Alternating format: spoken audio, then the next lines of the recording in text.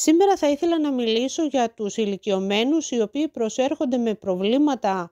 από το πεπτικό τις ημέρες ή και τις νύχτες της Γενικής Εφημερίας των νοσοκομείων. Κάποιοι από αυτούς τους ανθρώπους δεν έχουν χειρουργικό πρόβλημα, όμως καταλήγουν στα χειρουργικά τμήματα με ένα ρινογαστρικό σωλήνα, ταλαιπωρούνται πάρα πολύ. Συνήθως το πρόβλημά τους είναι ένα πρόβλημα απόφραξης ατελούς του γαστρεντορικού σωλήνα και είναι άτομα τα οποία είτε είχαν κάποια προβλήματα χρόνιας δυσχυλιότητος, είτε κάποια γαστροεσοφαγική παλινδρόμηση, κάποια διαφραγματοκύλη, είτε και τα δύο. Και αυτά τα άτομα εμφανίζονται νύχτα σε άθλια κατάσταση και συχνά κατηγορούμε τα παιδιά τους και τους λέμε γιατί δεν τον πρόσεχες, γιατί τον έφερες νύχτα, έπρεπε να τον φέρεις πιο πριν, γιατί δεν έπαιρνε τα φάρμακά του.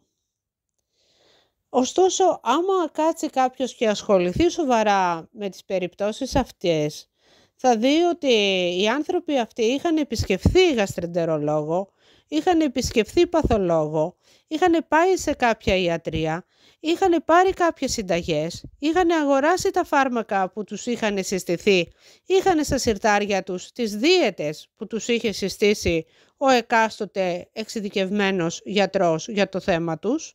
αλλά αυτοί ποτέ δεν ακολούθησαν την δίαιτα που τους συναισθήθη, ποτέ δεν πήραν τα φάρμακα ή τα πήρανε μία φορά και τα συνέχεια τα παράτησαν και οι άνθρωποι αυτοί, οι ξεροκέφαλοι αυτοί οι άνθρωποι, κατέληξαν τελικά με ένα λεβάιν, με ένα ρινογαστρικό σωλήνα στη μύτη στα επίγοντα του νοσοκομείου και έπρεπε μετά ένας νεαρός γιατρός άπειρος, ο οποίος δεν είχε υπόψη του βέβαια όλα αυτά, να αντιμετωπίσει έναν ηλικιωμένο σε κακή κατάσταση, ο οποίος μόνος του πήγε στο χείλος του γκρεμού. Όλες αυτές οι καταστάσεις οι οποίες εμφανίζονται ως απελπιστικά περιστατικά στα επίγοντα ιατρεία των νοσοκομείων οφείλονται στο γεγονός ότι δυστυχώς πολλοί Έλληνες θεωρούν ότι επειδή έμαθαν τα ονόματα δύο φαρμάκων, το Ντεπών, το Λοσέκ ή δεν ξέρω τι άλλο, θεωρούν για τον εαυτό τους ότι έγιναν και γιατροί, ότι έχουν δηλαδή κάποια ιατρική ειδικότητα, αναλαμβάνουν από μόνοι τους να κόψουν κάποια φάρμακα από την αγωγή τους ή και να μην πάρουν όλη την αγωγή που τους έχει συνταγογραφηθεί, τρώνε ό,τι να είναι και τελικά καταλήγουν στα νοσοκομεία σε μια κακή κατάσταση και 12 και 1 και 2 και 3 τα χαράματα έρχονται και τους βλέπεις και τους λυπάσαι. Αλλά άμα κάτσεις και ψάξεις το πρόβλημά τους, είναι άνθρωποι οι οποίοι δεν πειθαρχούν και δεν ακούνε τον γιατρό τους.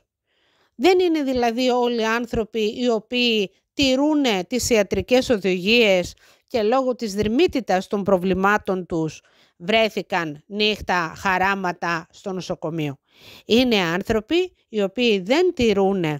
τη συνταγή που τους έχει συνταγογραφηθεί, δεν τηρούν τη δίαιτα που τους έχει δοθεί, τρώνε ό,τι να είναι και τελικά φυσικά γιατί έχουν κάποιο πρόβλημα χρόνιο με το πεπτικό τους, καταλήγουν σε απελπιστική κατάσταση στα νοσοκομεία, στις εφημερίες. Αυτό το οποίο έχω να πω είναι ότι οι άνθρωποι αυτοί οι οποίοι έχουν τόσο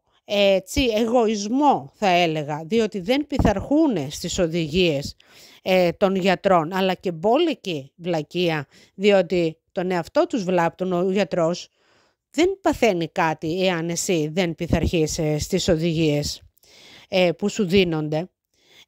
Καμιά φορά καταλήγουν στο χειρουργείο άδικα, χωρίς να χρειάζεται δηλαδή, χειρουργούνται, διότι μέσα στο πλήθος των περιστατικών που εμφανίζονται στις εφημερίες, κάποιοι μοιραία θα χειρουργηθούν και χωρίς να χρειάζεται. Και είναι πολύ λυπηρό αυτό και πολύ άδικο και πολύ κρίμα να ακούτε τους γιατρούς, να μην κάνετε δικά σας, δεν είστε γιατροί παιδιά.